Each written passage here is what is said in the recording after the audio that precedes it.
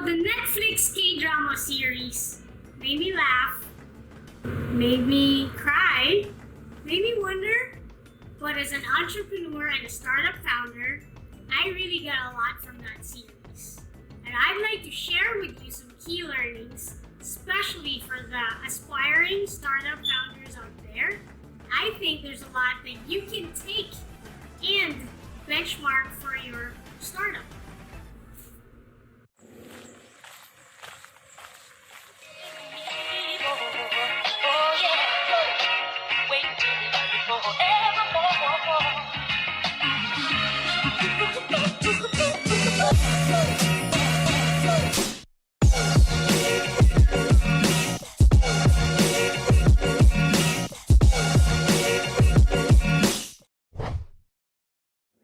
The first thing to consider when opening a startup is finding a problem that you want to solve. It's not just about coming up with a new technology or a new product because it's popular or it's the new buzz, but it's about finding the value proposition of the product. It's filling in a need in the market or in the community. Just like how Dalmi and Dosan came up with a product because it was really needed from visually impaired individuals just like her grandma. Finding the right co-founders. It's very critical to have the right people, especially decision makers, because you have to remember that there's a lot of things to do when you are creating a startup. Most especially that during the first few years, founders don't get any salary. It's our passion that fuels us. And if you don't have the right mix, it could break the company and it could break the team. There are different kinds of founders, and each of them has a specific role during different stages of the company, either it be in the early stage or the later stage. We also need to make sure that each founder brings a specific skill set that's needed for the business. There are 4 types, specifically inventor, guide, driver, and manager. And this is exactly why Dosan had to hire Dalmi as a CEO. So having a clear business plan and a business model is very crucial. So what is a business model? It is the company's plan to making profit. As you recall, Mr. Han was very hesitant in investing in Samsung Tech. And it was because they were very focused in improving the accuracy of their facial recognition, but they haven't discussed how to monetize their product. Another key learning is resilience. What is resiliency? It's the ability to be able to stand up, become stronger, even after something bad happens. And if you remember during the series, there are many challenges and there were many hurdles that the group faced. However, they didn't give up. In fact, they learned from these challenges and it made them stronger.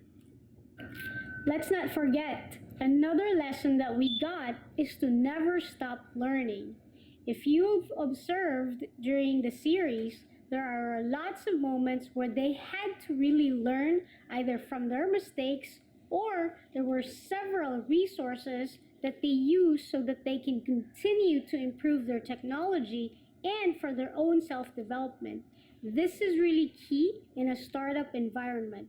You have to remember, we don't have a lot of money dedicated for research and development and also for training. So you have to be very resourceful in finding these tools and resources. Startups intend to scale faster than small businesses. And in order to do so, a huge chunk of capital is necessary. This is why we have to go for fundraising. Fundraising requires a winning pitch deck. Winning pitch decks involve some great presentation skills. It also requires a lot of research, a lot of prep. And as you can see, Dalmi had to do several things in order to prepare for the final pitch. Now, she had to do research, she had to have a lot of sleepless nights, and really put everything together.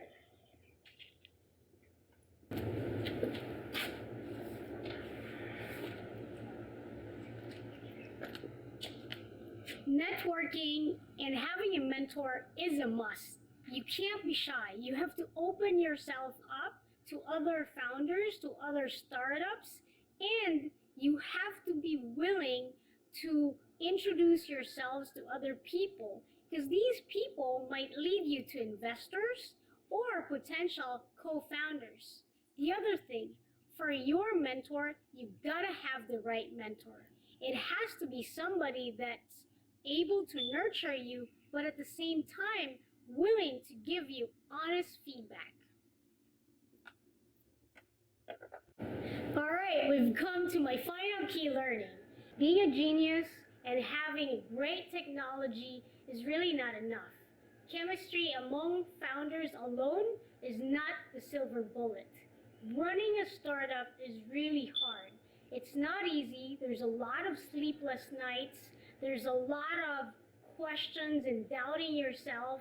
However, this is why you have to make sure it's clear in your head on what you really want to achieve. So I've heard that when you run a company, when you run a startup, when you're successful, they call you a genius. When you fail, they call you a fraud. However, don't let this stop you.